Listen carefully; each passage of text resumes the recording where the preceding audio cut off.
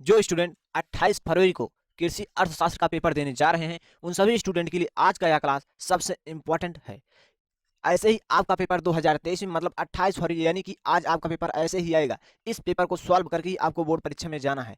चलिए हम आपको प्रत्येक क्वेश्चन को सॉल्व कराएंगे। ये यूपी बोर्ड द्वारा मॉडल पेपर जारी किया गया है। इस मॉडल पेपर को आपको तैयार करके जाना है। तो चलिए हम प्रत्येक क्वेश्चन को सॉल्व कराते हैं। आपको इन सारे क्वेश्चन को नोट करना है और अच्छे से तैयार करके जाना है। इस प्रश्न पत्र से आपके बोर्ड परीक्षा में क्वेश्चन जरूर मिलेंगे और वेरी इंपॉर्टेंट है। जैसे इसमें क्वेश्चन लिखा गया ऐसे ही आपका पेपर एकदम सेम टू सेम होगा। सिर्फ वहाँ क्वेश्चन आपको कुछ चेंज मिल जाएंगे, बस इतना होगा।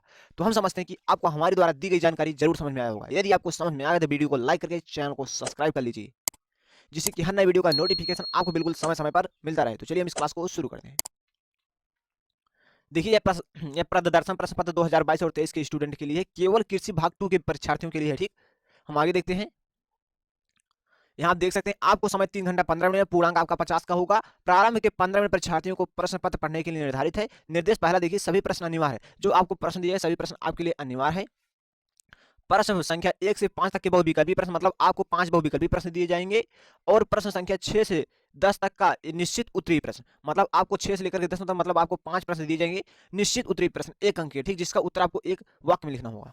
ठीक, इनमें से प्रत्येक का उत्तर एक वाक्य में लिखिए। ठीक, प्रश्न संख्या 11 से 15 तक का अतल उत्तरीय प्रश्न, ठीक, आपको 5 अतल उत्तरीय प्रश्न दिए जाएंगे, जिसके लिए आपको 2 मार्क्स निर्धारित होगा। ठीक, इनमें से प्रत्येक का उत्तर 50 शब्दों में। ठीक, प्रश्न संख्या 16 से लेकर के 18 तक लघु उत्तरीय प्रश्न, जिनमें से प्रत्येक का उत्तर 150 शब्द में, तथा प्रश्न संख्या 19 से लेकर के 21 तक दीर्घ उत्तरीय प्रश्न, इनमें से प्रत्येक का उत्तर आपको 300 शब्दों में लिखना है। ठीक, और आपका पेपर जो होगा 50 अंक का होगा। ठीक, जो आपका पेपर होगा 50 अंक का होगा। आपको 5 अंक के बहुविकल्पी प्रश्न मिल जाएंगे और 5 अंक के आपको मिल जाएंगे निश्चित उत्तरीय प्रश्न। ठीक, उसके बाद आपको मिल जाएंगे अर्ध लघु उत्तरीय प्रश्न 11 से 15 मतलब 10 मार्क्स का। ठीक, इस प्रकार से यहाँ तक आपका टोटल 20 मार्क्स हो गया। उसके आगे देखिए आपको यहाँ मिल जाएगा 16 से लेकर के 18 तक, 16 17 18 मतलब 3 क्वेश्चन आपको मिल जाएंगे 4 अंक। हम सारी चलिए सारी जानकारी आपको डिटेल में समझाते हैं। यहाँ देख सकते हैं कि आपका सबसे पहले बहुविकल्पी प्रश्न स्टार्ट होता है। यहाँ आप देख सकते हैं निम्नलिखित में से सही विकल्प चुनकर अपने उत्तर पुस्तिका में लिखिए। ठीक, अर्थशास्त्र की धन संबंधित परिभाषा किस शास्त्री ने दी थी?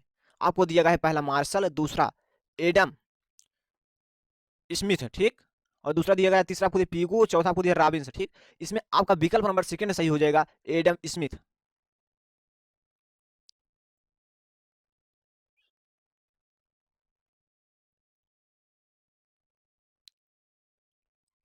देखिए क्वेश्चन नंबर सेकंड देखिए, जब कुल उपयोगिता अधिकतम होती है तब सीमांत उपयोगिता होती है।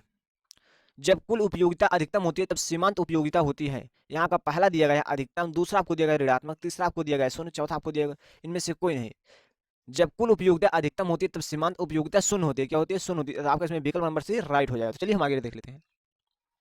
क्वेश्चन नंबर 3 देखिए, नीति आयोग का अध्यक्ष कौन होता है? नीति आयोग का अध्यक्ष कौन होता है? आपको पहला दिया गया है प्रधानमंत्री, राष्ट्रपति, दूसरा तीसरा वित्त मंत्री, चौथा आपको गृह मंत्री दिया है। इसमें आपका विकल्प नंबर फर्स्ट राइट हो जाएगा, प्रधानमंत्री। ठीक, सामान्यता सामान्यता मांग घटती है, सामान्यता मांग घटती है। आपको पहला दिया है कीमत बढ़ती है, दूसरा आपको कीमत घटती है, कीमत अपरिवर्तित है, मतलब उसमें कोई चेंज नहीं होता है। चौथा आपको इनमें से सभी। ठीक, तो इसमें समानता मांग घटती है, जब किसी चीज की मांग घट जाती है मतलब उसकी कीमत बढ़ जाती है। ठीक, इसमें आपका विकल्प नंबर पहला राइट हो जाएगा। चलिए आगे बढ़ते हैं। आभास लगान का प्रतिपादन किसने किया था? आभास लगान का प्रतिपादन किसने किया था? ठीक, इसमें देखिए आपका पहला विकल्प दिया गया है माल्थस। ठीक, दूसरा आपको दिया है रिकॉर्ड्स। ठीक, रिकॉर्ड, और तीसरा आपको दिया है मार्शल, चौथा आपको दिया पीयूष। इसमें आपका विकल्प नंबर सी राइट हो जाए, मार्शल। ठीक, और आगे हम बढ़ते हैं, देखते हैं।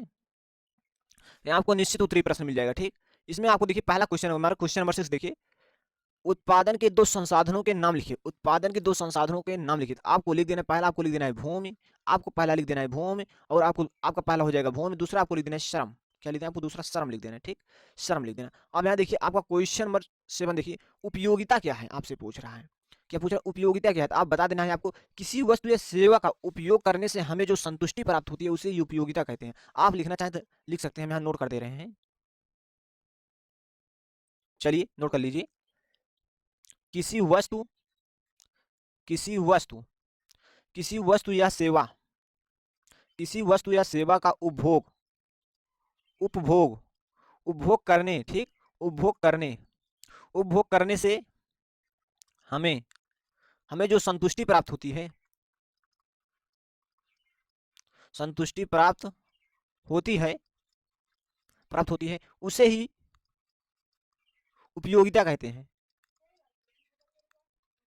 उपयोगिता यहाँ आता है, ठीक, उपयोगिता कहते हैं। इस प्रकार से आपको लिख देना। अब यहाँ से आगे पूछ रहा है पूंजी क्या है, क्या है पूंजी क्या है, आप बता सकते हैं पूंजी में सभी प्रकार की संपत्ति सम्मिलित होती है। क्या पूंजी में सभी प्रकार की संपत्ति सम्मिलित होती है जिससे हमें आय प्राप्त होती है, क्या जिससे हमें आय प्राप्त होती है। तो आप यहाँ लिख सकते हैं, इसका उत्तर में यहाँ नोट कर देना, इससे आपको नोट कर लेना है। क्वेश्चन नंबर 7 का आंसर है उपयोगिता क्या है, ठीक। और यहाँ क्वेश्चन नंबर 6 का आंसर है हमारे लिए, क्वेश्चन नंबर 8 का आंसर हम लिख दे रहे हैं, ठीक। चलिए क्वेश्चन नंबर 8 का आंसर पूंजी क्या है आपसे पूछ रहा है, आपको बता देना है। पूंजी में आप कह सकते हैं पूंजी से सभी प्रकार की संपत्ति सम्मिलित होती है, ठीक। पूंजी से सभी प्रकार की संपत्ति सम्मिलित होती है जिससे हमें आय प्राप्त होती है, ठीक। यहाँ हम नोट कर दे रहे हैं पूंजी, ठीक। पूंजी से सभी प्रकार सभी प्रकार की संपत्ति सम्मिलित होती है, संपत्ति सम्मिलित होती है, संपत्ति सम्मिलित होती है जिससे हमें आय प्राप्त होती है, जिससे हमें आय प्राप्त होती है, प्राप्त होती है। इन सारे क्वेश्चन को आपको तैयार करके बोर्ड परीक्षा में जाना है। क्वेश्चन बहुत इंपॉर्टेंट है जो इस मॉडल पेपर में, ठीक। यहाँ आगे आप देख सकते हैं क्वेश्चन नंबर 9 देखिए, विनिमय के दो लाभ लिखिए। क्या कह रहे हैं, विनिमय के दो लाभ लिखिए। आपको लिख दें पहला लाभ, आपको लिख देना है दो पक्ष, आपको पहला लाभ देना है दो पक्ष, दूसरा आपको लिख दें दोनों पक्षों का लाभ। क्या दोनों पक्षों को लाभ, दोनों पक्षों का लाभ, ठीक। इस प्रकार से आपको लिख देना है, ठीक। अब यहाँ आपका क्वेश्चन नंबर 10 आ जाता है। देखिए सहकारिता क्या है, आपसे पूछ रहा है सहकारिता क्या है। आप इसका आंसर बता सकते हैं आर्थिक संगठन का वह रूप जिससे कुछ व्यक्ति आर्थिक उन्नति के उद्देश्य से अपने संसाधनों को स्वच्छ पूर्वक एकत्रित करते हैं, सहकारिता कहलाते हैं। ध्यान समझिएगा, आर्थिक संगठन का वह रूप जिससे कुछ व्यक्ति आर्थिक उन्नति के उद्देश्य से, जो उन्नत कर रहे हैं, आर्थिक उन्नत कर रहे हैं, आर्थिक उन्नति के उद्देश्य से अपने संसाधनों को स्वच्छ पूर्वक एकत्र करते हैं, सहकारिता कहलाते हैं। आप नोट कर सकते हैं इसका आंसर, हम लिख दे रहे हैं इसका आंसर, ठीक। आर्थिक वेरी वेरी इंपॉर्टेंट क्वेश्चन है। आर्थिक संगठन क्या है, आर्थिक संगठन का वह रूप जिससे, आर्थिक संगठन का वह रूप जिससे, आर्थिक संगठन का वह रूप जिससे कुछ व्यक्ति, जिससे कुछ व्यक्ति आर्थिक क्या है, कुछ व्यक्ति आर्थिक उन्नति, कुछ व्यक्ति आर्थिक उन्नति के उद्देश्य से, आर्थिक उन्नति के उद्देश्य से अपने संसाधनों, अपने संसाधनों, अपने संसाधनों स्वच्छ पूर्वक एकत्र करते हैं, या एकत्रित करते हैं, एकत्रित करते हैं, सहकारिता कहलाते हैं, सहकारिता कहलाते हैं, या कहते हैं, ठीक, कहलाते हैं, ठीक है, ठीक, ये कहलाते हैं, ठीक। यहाँ ठीक, यहाँ आपको लिखना है कहलाते हैं, ठीक, ये कहलाते हैं, कहलाते हैं, ठीक। इस प्रकार से आपका क्वेश्चन कंप्लीट हुआ, ठीक। अब यहाँ देख सकते हैं मैंने सहकारिता लिखा दिया, उत्पादन के दो संसाधनों के नाम भूमि एवं श्रम, मैंने मतलब 500 क्वेश्चन का आंसर यहाँ बता दिया, 6 से लेकर क्वेश्चन टेक तक का मैंने सारे क्वेश्चन का उत्तर आपको बता दिया। अब देखिए अगला उत्तरीय प्रश्न, ठीक। आर्थिक नियोजन की परिभाषा लिखिए, ठीक। ये आपका इसका उत्तर आपको 50 वर्ड में लिखना है, तो यहाँ पॉसिबल नहीं हो पाएगा। यदि आप चाहते हैं इन सारे क्वेश्चन का वीडियो सॉल्यूशन लेकर आए तो आपको कमेंट बॉक्स में बताना है, हम आपको दिखा रहे हैं मॉडल पेपर इसका किस प्रकार से आएगा। अगले होते प्रश्न आपके बोर्ड एग्जाम में 5 पूछे जाएंगे, देखिए, और 5 करना अनिवार्य। आर्थिक नियोजन की परिभाषा लिखिए, मांग के नियम को समझाइए, ठीक। सामाजिक परिवर्तन के 2 कारण लिखिए, जो समाज में परिवर्तन उसके 2 कारण लिखिए, क्या क्या कारण हो सकते हैं। कृषि में पूंजी के 2 महत्व लिखिए, कृषि में पूंजी के 2 महत्व लिखिए। आपको कृषि में जो पूंजी है उसका क्या महत्व है। अगर आपके पास पैसा नहीं तो आप खेती नहीं कर सकते हैं, पहला महत्व हो जाएगा आपका। और उसके बाद आप दूसरा महत्व लिख सकते हैं पूंजी के बारे में, कृषि के बिना, पूंजी के बिना खेती करना संभव नहीं है, ठीक। आगे हम बढ़ते हैं, यहाँ पूछे उपभोग की परिभाषा, ठीक। आगे देखते हैं हम, इस प्रकार से आपको लघु उत्तरीय प्रश्न मिल जाएगा, इसमें आपको 3 प्रश्न मिल जाएंगे, 16, 17, 18। इन 3 प्रश्न का उत्तर प्रत्येक क्वेश्चन के लिए आपको 4 मार्क्स यहाँ निर्धारित है, ठीक। आप देख सकते हैं 4 मार्क्स आपको मिल जाएगा प्रत्येक क्वेश्चन के लिए, ठीक। आपको प्रत्येक क्वेश्चन के लिए। अब यहाँ देखिए आपका विस्तृत क्वेश्चन स्टार्ट हो जाता है।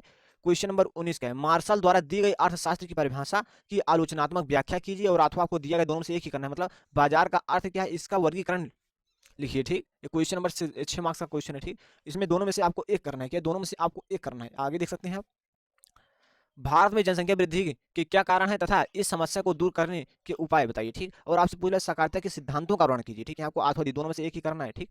तो यहाँ आप देख सकते हैं उत्पत्ति हस नियम की व्याख्या कीजिए, और यहाँ देख सकते हैं अथवा आपको लिया हसमान तुष्ट गुण नियम की रेखा चित्र द्वारा व्याख्या कीजिए, ठीक। मतलब आपकी बोर्ड में 6 मार्क्स के 3 क्वेश्चन पूछे जाए, मतलब यहाँ से आपका 18 मार्क्स कंप्लीट हो जाएगा। यदि आप विस्तृत क्वेश्चन को तैयार करते हैं तो आपको 18 मार्क्स मिल जाएगा, और यदि आप लघु उत्तरी को तैयार कर लेते हैं आपको 12 मार्क्स यहाँ से आपको मिल जाएगा, और 18 और 12 को जोड़ दें आपका 32 अंक हो जाएगा। उसके बाद यहाँ से आपको देखिए 5 क्वेश्चन आपको 2-2 मार्क्स मिल जाएंगे। इस प्रकार से आपका 32 के 42 मार्क्स हो जाएगा। यहाँ थोड़ा मिस्टेक हुआ है क्या जोड़ने में, ठीक।